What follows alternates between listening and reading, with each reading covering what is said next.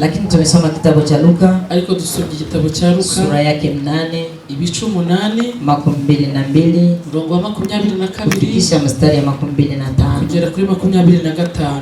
Ni kitabu ya Luka. Ni igitabo cya Luka.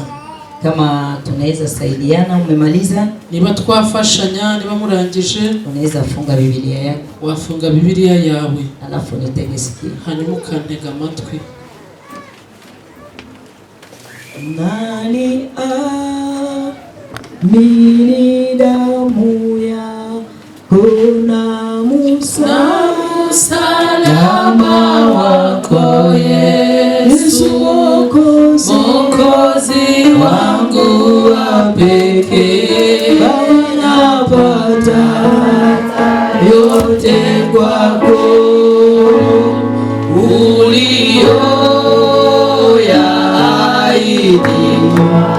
Mama napata kwa imani ya kweli, huwezi kuniacha mimi, napata yote kwa Baba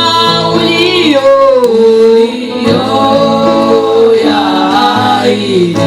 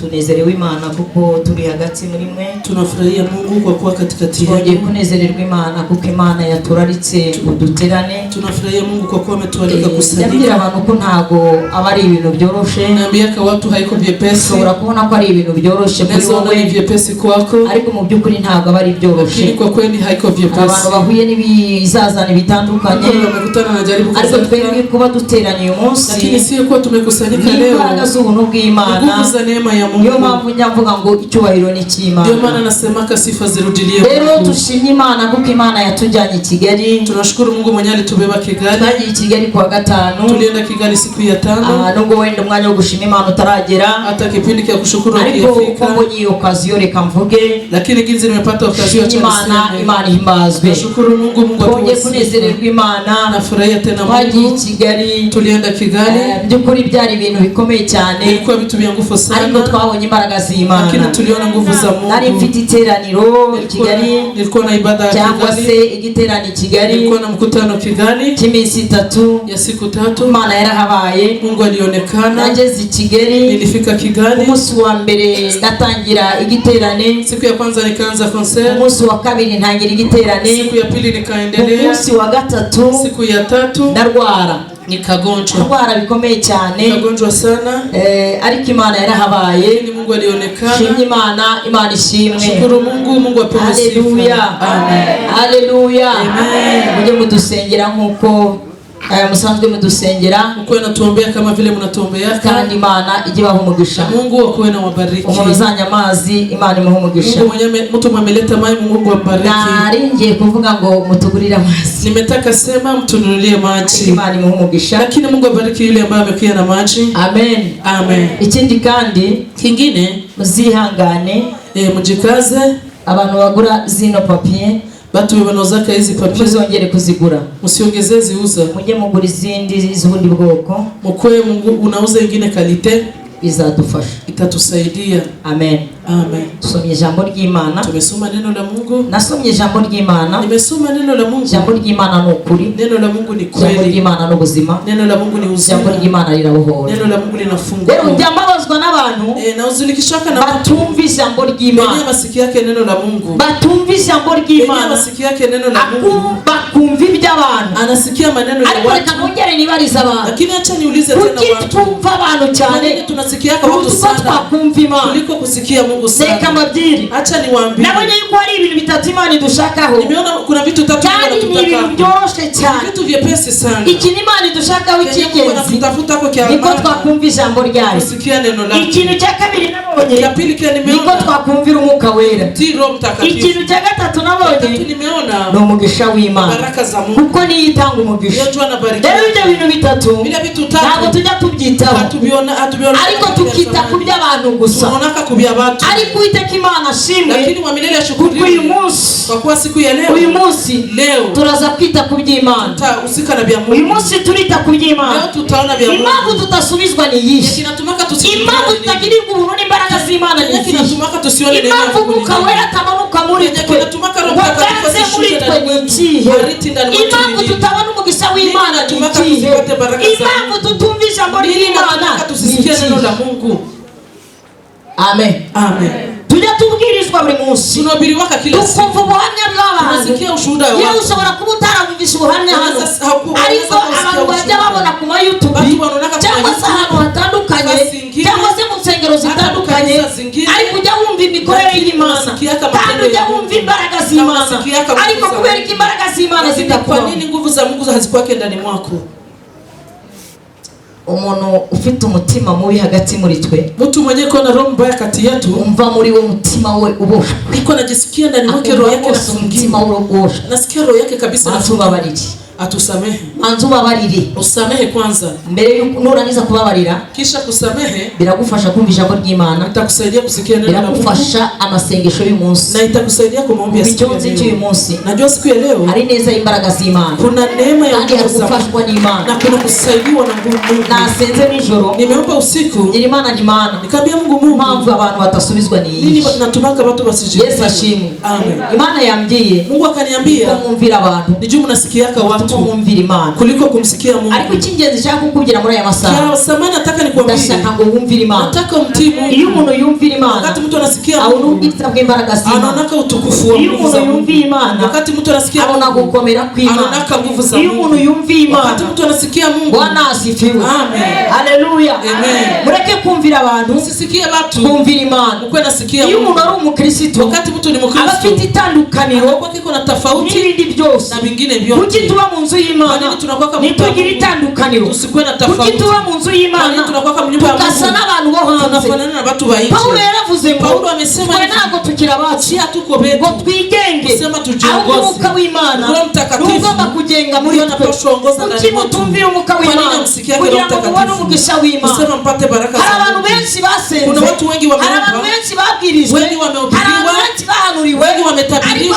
Akakomeza kuwa kwa kundi. Lakini anaendelea kuwa ule ule. Kuwa wao. Anaendelea kubakia ule ule. Unasemuka komeza kuwa wao. Unaomba unaendelea kubakia ule ule. Ikibazo sana ntabwo ari amasengesho. Tatizo si maombi. Ikibazo saba gusengera. Tatizo si benye bakombeaka. Ikibazo nakamanyira muri wowe. Tatizo ni kuzoea ndani mwako. Ikibazo ni ukumenyera muri wowe. Tatizo ni kuzoea ndani mwako. Iyo utarimenya mwene data. Wakati hujajijua. Ubona ibintu byose ukabibona muri Unataka kila kitu na iyo utarimenya. Wakati hujajijua. Ntabwo ushobora kuva hu. Hawezi toka nafasi yako. Kandi iyo umuntu ari kumenya yajya.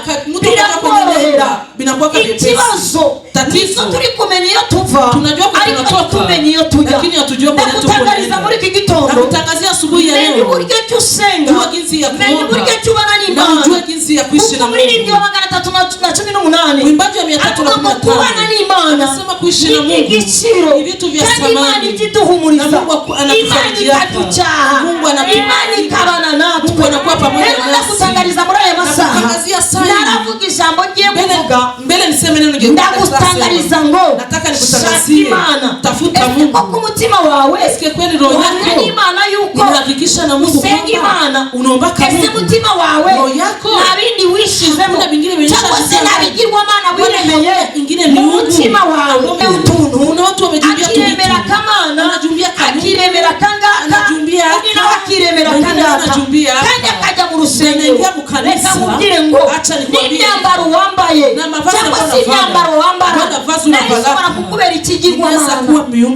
Ubwibone bwawe ushobora kukubera ikigirwamana. Niyo mpamvu ushaka kugira ngo muri aya masaha, muri iki gitondo, Imana igira neza, Imana y'imbabazi n'Imana ikore ku mutima wawe. Umutima wawe umeze gute? Iko namuna gani? Amen. Amen. Amen. Tukikizwa, wakati tuliokoka twajyaga turirimba umuririmbyi, tulikuwa naimba mwimbaji, kandi namukundaga, nilikuwa nampenda sana. Sinzi impamvu atakimbamo cyane, sijui nini natuma kwa ule mwimbaji yaririmbaga akavuga ngo ule mwimbaji alikuwa naimba sema hivi, nshatse kugukurikira uri munsi mwami Yesu,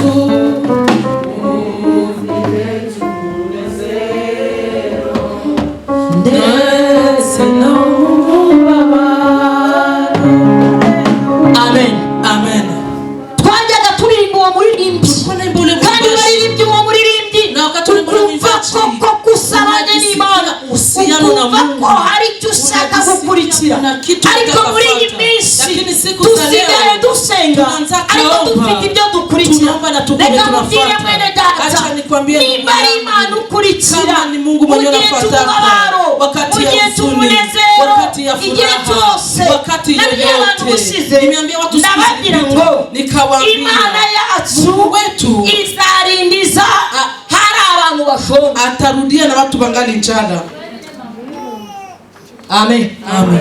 Imana yacu, Mungu wetu izarindiza atarudiaka hari abari gukora amakosa, na kungali batu bako bangali na Imana yacu izagaruka Mungu wetu atarudiaka hari abakiri gupfa, na batu bangali banakufa. Imana yacu izagaruka Mungu wetu atarudiaka hari abakiri gushaka abagabo, kuna watu wangali naolewa. Imana yacu izagaruka Mungu wetu atarudi hari bakifite ibyifuzo bitandukanye. Wangali na mahitaji kazi. Ndio maana mpendwa katika Kristo, nakutakia usubuhi wa leo unajua kuchunguza roho yako, ujichunguze mimi ni nani, na ninataka nini, na nimefuata nani. Nitajua kule ambaye mimi nafuata, nitajua tembea naye ni vizuri. Maana Mungu si mwanadamu, Mungu si mwana wa mtu, Mungu si mtu, bali ni Mungu, na atabakia kuwa Mungu. Lakini mtu atokapo, mtu aendapo, anabadilika. Ndio maana nataka kuambia kwamba jitambue mpendwa, jitambue. Mkristo kila siku anakuwa na utambuaji ndani mwake. Mkristo mwenye hajitambue sio Mkristo, lakini Mkristo ambaye ametambua maisha yake ya Kikristo. Ndio maana Ellen White akasema, mimi ni Mkristo, nitabaki Mkristo hata adui akiinuka, hata vita vikikuwa, mimi nitabakia kuwa Mkristo. Kwa nini hatuchunge Ukristo wetu? Tutarinda Ukristo bwacu.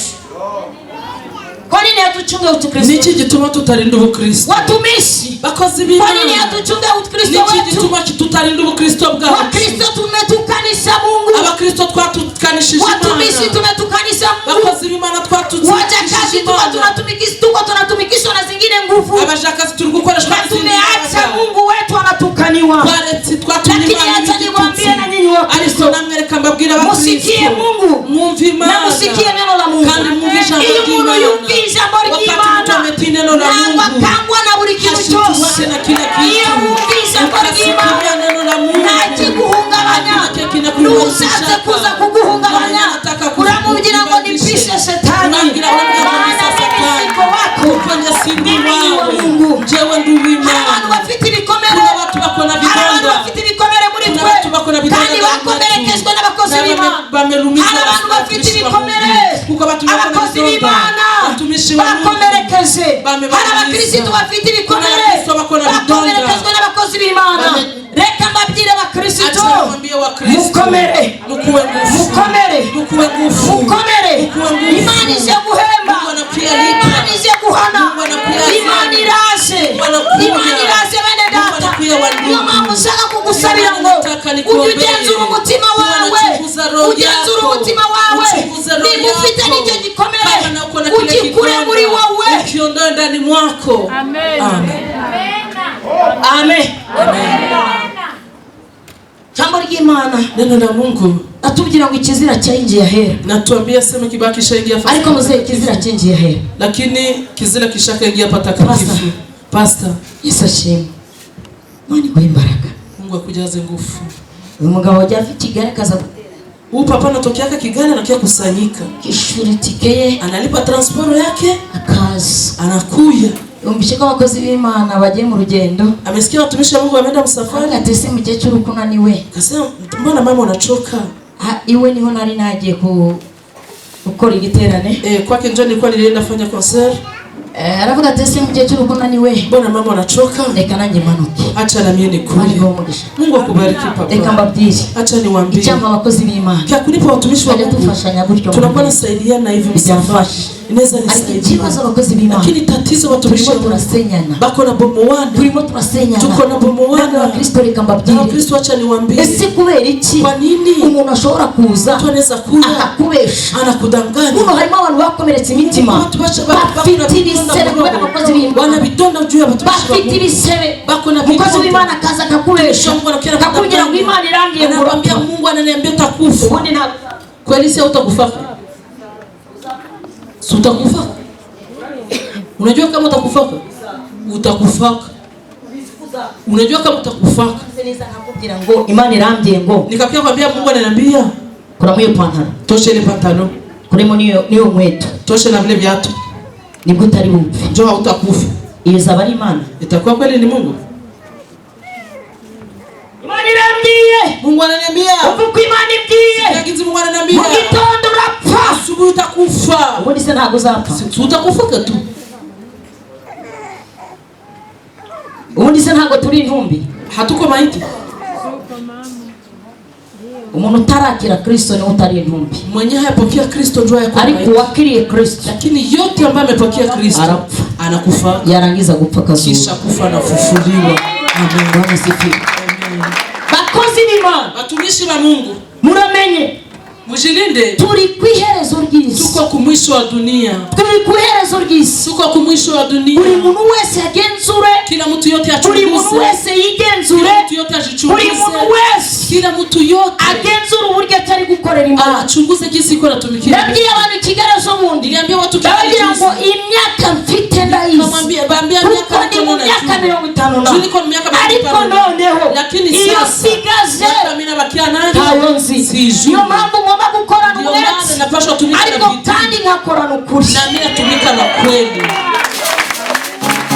Nakora n'ukuri. Natumika na kweli. Bakozi b'Imana tukora n'ukuri. Tumishi wa Mungu mtumike na kweli. Hano hari abantu bakomeretse imitima. Hapa kuna watu wako na vidonda mu roho. Ariko namwe mujya mwikomeretsa. Lakini nanyi mnajiumizaka. Mugihe naragusaba igitambo. Wakati si kuomba sadaka. Muyoboye. Sasa mwenye nina kuongoza.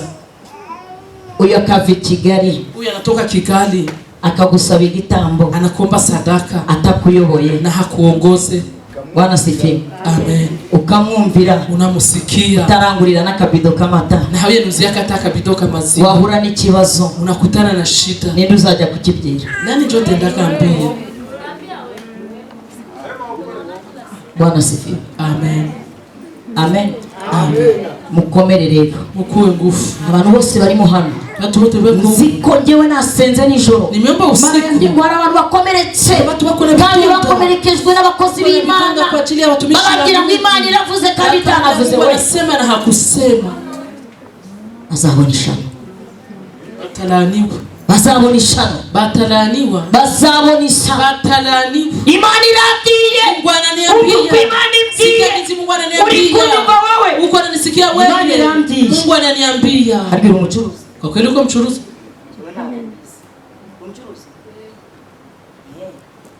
umucuruzi, Uko mchuruzi? narose Imana yambwiye kuba umucuruzi. Nimelota Mungu alikuwa mchuruzi. Mimi sirushu. Muri kumva ibyo bintu? Muko nasikia? Uri kubyumva? Uko nasikia? Hariko njye mbizi. Mimi nashuka kwa narose ninjoro. Lakini nilota usiku. Uri umucuruzi. Na uko mchuruzi. Si nini? Ni ibyo ni biki? Ni nini?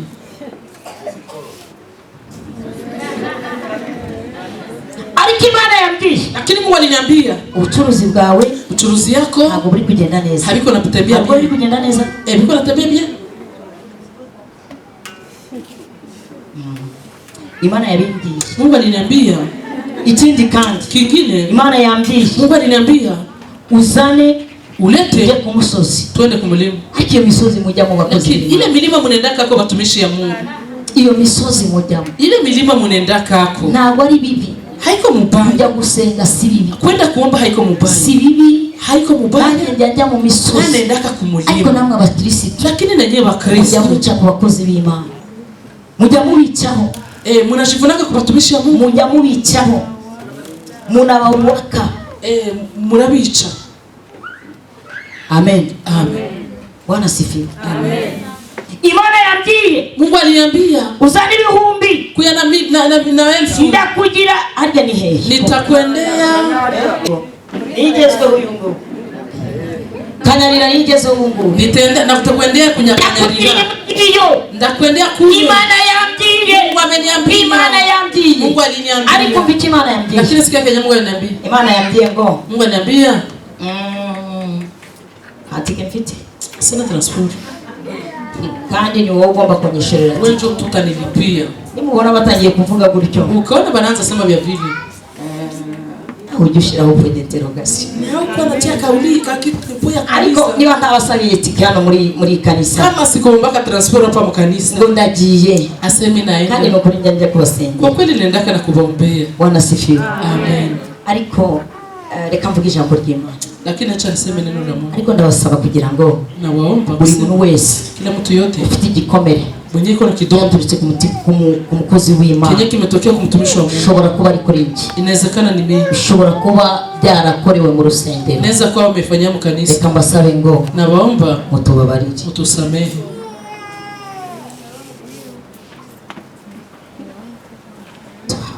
Mutusamehe. Ubabarire n'abakozi b'Imana. Samehe n'abatumishi ya Mungu. Ubabarire n'abakozi b'Imana. Samehe n'abatumishi ya Mungu. Ubabarire n'abakozi b'Imana. Samehe n'abatumishi ya Mungu. Nako nashakaga kugira ngo kile ndio nimetaka babwire imbere yuko mvuga ijambo ry'Imana. Niwaambie mbele mseme neno la Mungu. Ariko n'ukuri. Lakini kwa kweli muhumurize imitima yao. Mufarije rose. Imana ishobora gukora. Mungu anaweza tumika itavuze. Na hakusema. Imana ishobora gukora. Mungu anaweza tenda yavuze utasenze. Na amesema na haukuomba. Imana ishobora gukora. Mungu anaweza tenda wasenze ikavuga. Na umeomba. Imana yacu ni seriye. Mungu wetu ni seriye. Ibikomere bibarimo. Bidonda bibiko ndani mwenu. Ibikomere. Bidonda. Kibazo namwe mufite. Kila tatizo na nyama. Muranajara. Munatembea Unaza kure yunguyo. Unakuyaga kwa huyo. Unaenda kwa ule. Unaenda kwa ule. Kandi mukunda bashasha. Na munapendaka watu bamupya. Mukunda bashasha. Munapendaka watu bamupya. Mushobora kunyima amata muri aya masaha. Munaweza nima maziwa sai. Ayagurira Pastor Samuel. Munayuzia Pastor Samuel. Njewe ndi kumwe namwe hano buri munsi. Iko pamoja na Yesu kila siku. Ariko namwe nimuzamure kumugurira amata. Akili naye musikosa yake muzuri. Ariko nije ushobora kuyamugurira. Yenjo anaweza imuzi. Kubera iki bene data? Kwa nini wa ndugu? Buri ibi nabyo uri kubifata. Ibi nabyo ko nabikamata. Amen. Amen. Tusome ijambo ry'Imana. Tusome neno la Mungu. Riri mu gitabo cya Luka. Gitabo cya Luka. Ibice 8 ku murongo wa 22. Ya 22. Amen. Amen. tusomye ijambo ry'Imana riratubwira kuga Yesu no kuturisha umuraba. Tumesoma neno la Mungu limetuambia tuseme kwa ajili ya zaruba tu. Nikamvugia kubwa kutusu. Nataka kusema kwa ajili ya zaruba ambayo iko juu ya maisha yako. Nikamvugia kumuraba ni kubuzima. Najua umepitia zaruba mingi. Najua matatizo yamekuwa mengi kwa maisha yako. Najua uko na vita, sijui kama ni vita gani. Maana inawezekana uko na vita. Lakini na mimi niko na vita yangu. Na mwingine yuko na vita yake. Lakini kitu nataka kuambia mpendwa, hii vita yenyewe uko nayo. Nataka kuambia tu kama zaruba. Yesu wakati ameambia wafuasi eti tuvuke tuende mahali, wakati walifika ndani ya malekebu, walifika ndani ya malekebu. Malekebu hawijue bageze mu bwato, walifika ndani ya melekebu, bageze mu bwato, aseme Yesu akakuwa kama vile amelala. Yesu asanusi. Lakini nataka kuambia ya kwamba Yesu halalake kwa maisha yako. Yesu akalala hatuwezi. Yesu aryamye ntago twaba. Yesu halalake. Yesu ntajaryama. Akakuwa kama vile amelala. Asanurya. Alikuwa anatafuta kujua watu ambao tuko pamoja nao. Na watu ambao tuko pamoja nao ni watu gani? Mara tumefundishwa neno la Mungu, lakini tumekosa imani. Tumefundishwa neno la Mungu, tunaweza kuwa mtu tunakuwa na imani kwa muda, lakini kidogo imani yetu inayumbayumba. Lakini acha nikuambie mpendwa, natakuambia ya kwamba Yesu anakuwa katuiko pembeni yako. Hata jaribu inaweza kuwa iko namna gani, hata magonjwa inaweza kuwa iko namna gani, hata unaweza kuwa uko nafukuziwa nyumba, hata unaweza kuwa uko natukaniwa, lakini nakuambia ya kwamba Yesu anakuwa katuiko pembeni yako. Ase wakati walifika maji, ase zaruba ikakuwa, zaruba ikakuwa, zaruba ikakuwa mingi. Zaruba yenye uko napitia ni kitambo bado. Zaruba yenye uko napitia ni kitambo. Natakuambia ya kwamba hii zaruba yenye uko napitia, mutuliza bahari yupo pamoja na wewe. Imana ntabwo iri kure yawe, imana iri bugufi bwawe. Nubwo imiraba uri kunyuramo, n'intambara uri kunyuramo, n'ibigeragezo uri kunyuramo, ariko ari iruhande rwawe. Abigishwa ngo batangira kugira ubwoba, bagira ubwoba, bagira ubwoba. Nubwo ujya ugira mu gihe cyose uhuye n'ikibazo, n'ukuntu ujya ugira ubwoba mu gihe uhuye n'intambara. Ariko reka kugira mukundwa, umukirisitu mu rugendo agomba guhura n'imiraba. Umukirisitu mu rugendo agomba guhura n'imiraba. Amen.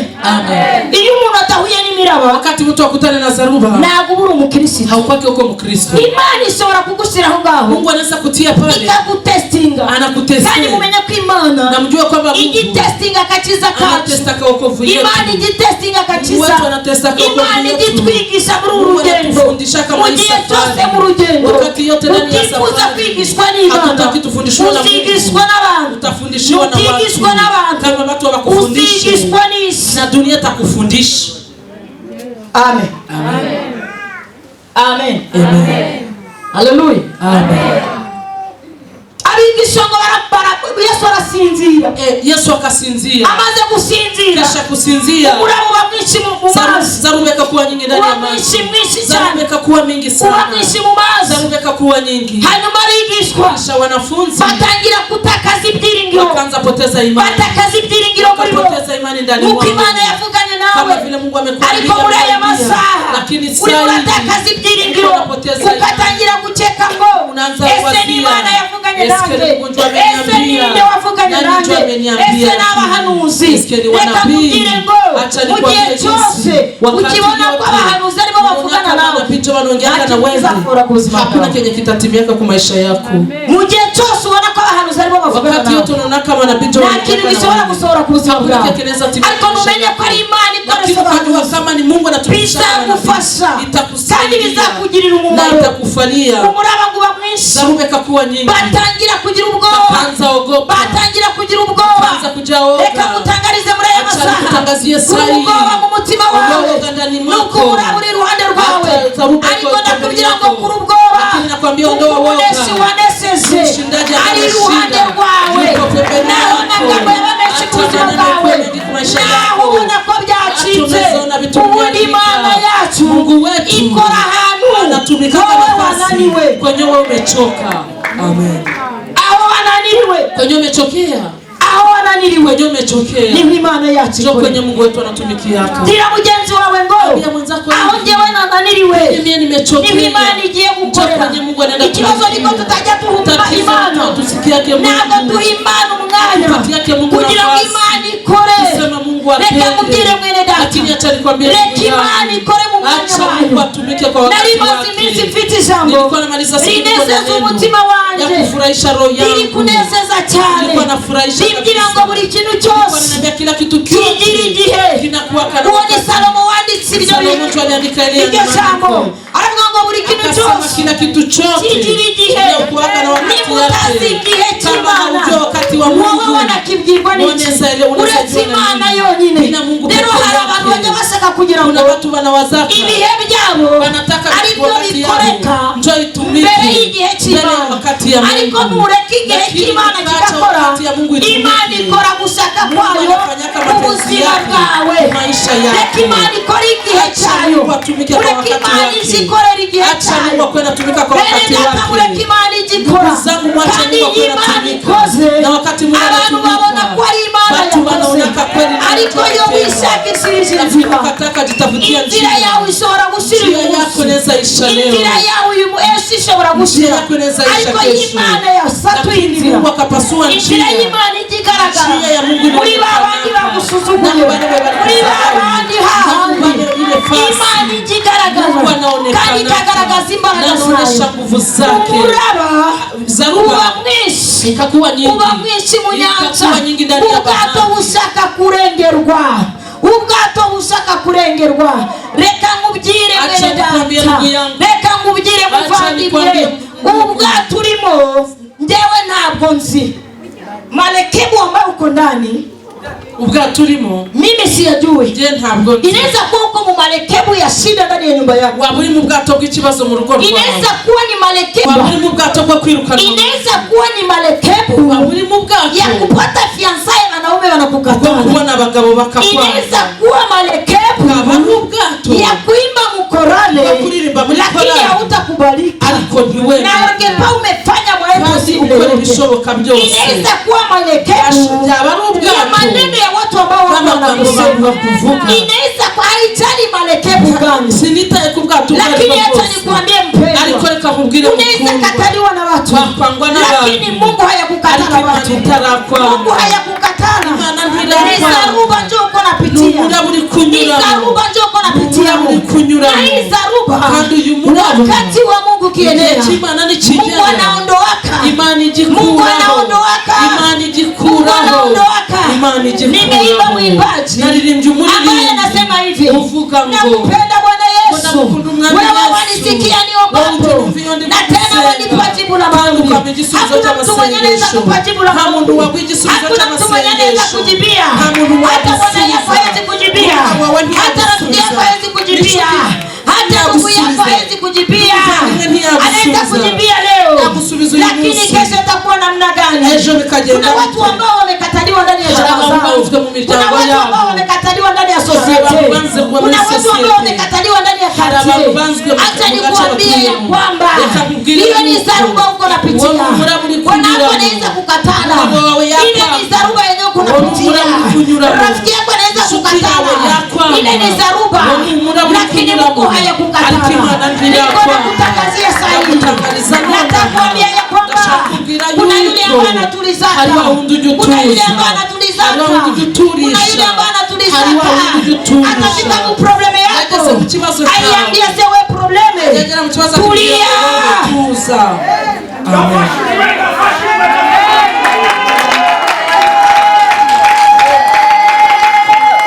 Amen. Najua watu wamekuwa mhuduma, bantu ba muhano, anaweza kuwa na huduma, shobora kuba afite impano, anakuwa na huduma, akagira impano, hakika anakuwa na huduma, kuri kwa Imana akagira impano, na anatumikia watu, agakorera abantu, lakini ambao wametumikia ariko abakorera hawamukubali, ntibamwemera. Ile ni zaruba. Uwo umuraba. Ni mapito uko napitia. Ibizashira kunyuramo. Uko napiga keyboard pale. Urimo gucuranga sente hano. Siwezi kukubali. Nje sinakwemera. Na Mungu anaweza ruhusu nisikukubali. Kandi Imana yakwemera ko ntakwemera. Na unaona kama kweli mimi nakukatana. Ukabona ko na niko mzazi wako. Kandi ndi umubyeyi wawe. Kama hayo ni mapito. Ujye umenya ko ibyo bizavaho. Amen.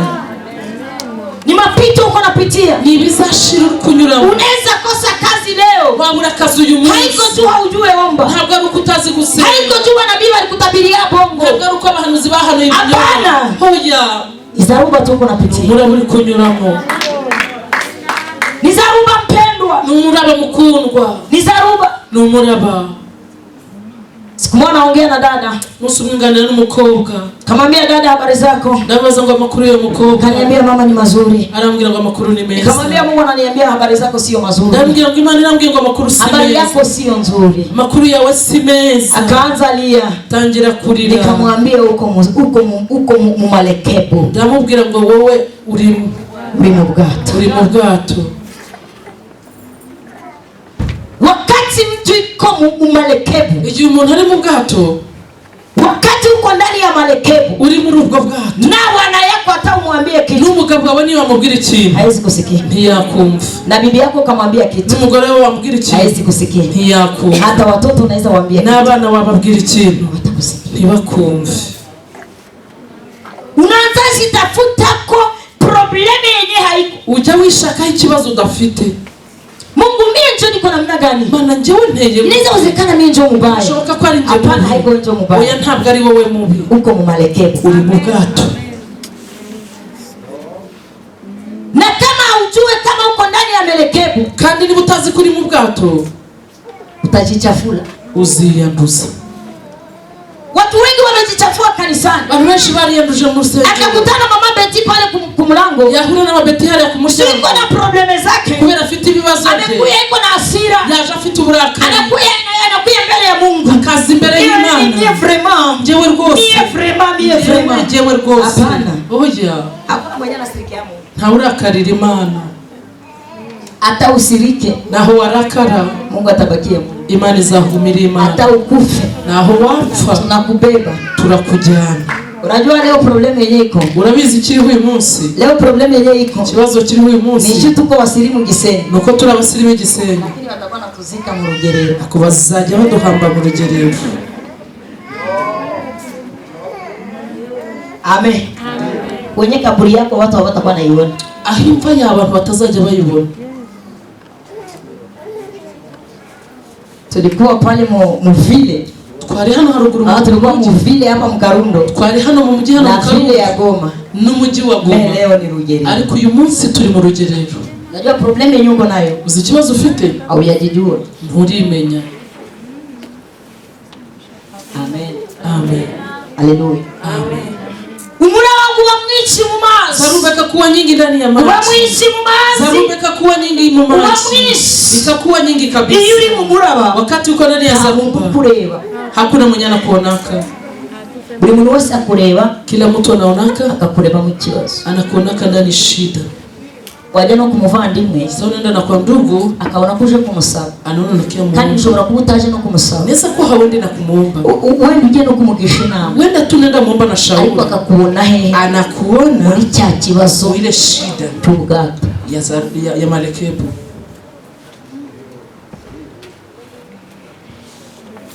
Iyo umuntu ari mu gihe cye cy'umuraba, wakati mtu yuko ndani ya zaruba, yari umuhanuzi, wakati ni nabii, Imana igusukaho ubuhanuzi, Mungu anamwangaka unabii kangi ndani mwakuri na ya kweli, ariko ntihagire no kugurira n'icupa ry'amazi. Lakini hakuna hata mama inana kuziaka hata chupa ya maji. Rero akenshi mara mingi niho abantu bavangirwa. Njoo watu wanachanga. Kubera iki jewe? Kwa nini mie? Jewe Pastor Rufus. Mie Pastor Rufus. Senga kuruta mababa. Mpaka kushinda mababa. Kuruta mababa ni munini. Hata mababa ni mtu munini. Kononese. Kona sasa. Hapana. Alphonse. Uri mu gihe cya. Uko na wakati yako. Ni mu bwato. Uko ndani ya malekebu. Tumenye ibihe turimo bene data. Tujue wakati tuko ndani wa utaza kwandurana. Utaza kwanduranya. Tumenye ibihe turimo. Mungu namenye igihe arimo bizamufasha ntabwo azanduranya, hatakuwa analeta miadi ku watu, ntabwo azanduranya, hata tia miadi ku watu. Ikibazo ni kimwe, tatizo ni moja, turimo turanduranya, tuko naleta miadi, ntabwo turi kumenya igihe, tuko najua wakati yenye tuko ndani. Barambeshe, ninde wakubeshe? Wamenidanganya. Nani amekudanganya? Ninde wakubeshe? Nani si alikudanganya? Hari kontra ufitane n'umuntu se? Kuko kontra nyoko nayo na mtu. Mere yarampanuri yarambeshe. Mama nilitabiria kanidanganya. Njyewe se ndakoresha kugira ngo nkukuri. Niye niko na kudanganya kusema nikutoshe kone. Tufitanye kontra. Mie na tuko na kontra. Kugira ngo nkubeshe unyisho. Kusema nikudanganya nilipe. Ariko ikibazo ni kimwe, lakini tatizo ni ntabwo uzi igihe cyawe, haujua wakati, ntabwo uzi igihe cyawe, haujua wakati yako urimo, haujua wakati yenye uko ndani. Ibihe birisha abantu, wakati ibihe birangisha abantu, wakati namaliza watu, wakati namaliza watu mama, wakati natatiza watu, ibihe byisha bimerwa. Watu hawako najua wakati ambao wako ndani, abantu bari kumenya igihe barimo. Umukristo ni Mukristo mwenye anajichunguza, ni Mukristo wigenza, niko mu wakati gani, akavuga ngo ari mu gihe ki, niwe niko mu wakati amelekea gihe ki cyo muraba, niko mu wakati gani, ndi mu kihe gihe,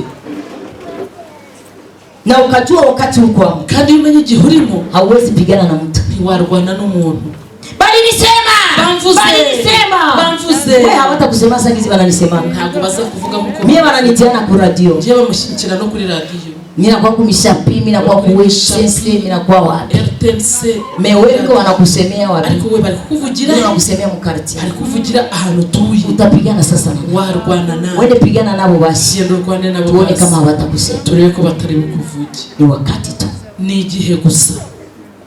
Aseza ruba ikakuwa mingi, umuraba ukomeza kuba mwinshi, wanafunzi wakaanza hangaika, abigishwa batangira guhana, baba uko wapi, naturi he, baba uko wapi, naturi he, baba uko wapi, naturi he. Alikuwa anasema vile, lakini baba wa mbinguni alikuwa anawasikia, Yesu alikuwa pamoja nao, lakini tatizo ni moja, hawakujua wako pamoja na nani. Kama hujue mwenye uko pamoja naye, kama hujue mwenye uliamini ni nani, utalumia, na ndio maana watu wengi wamelumia. Utaona tu musika hajua mwenye iko pamoja naye, na hajua mwenye alisema pamoja naye, musika tu kidogo, jua amekuwa miaka 13, Muislamu anakuya, Muislamu akaza anasema unajua, unajua urabizi, atoto ya Mungu tuokoke, bana bimana dukizwe. Unajua, urabizi, urabona, mimi nakupendaka, ndagukunda, na mimi napenda tufanye nawe mariage, kana shaka ngo dushingiranwe. Kisha nasikia tu mariage yakumva ubukwe, mwenyewe anasikia basi, muri yo kumva vile wenyewe Mungu alisemaka, iby'Imana ya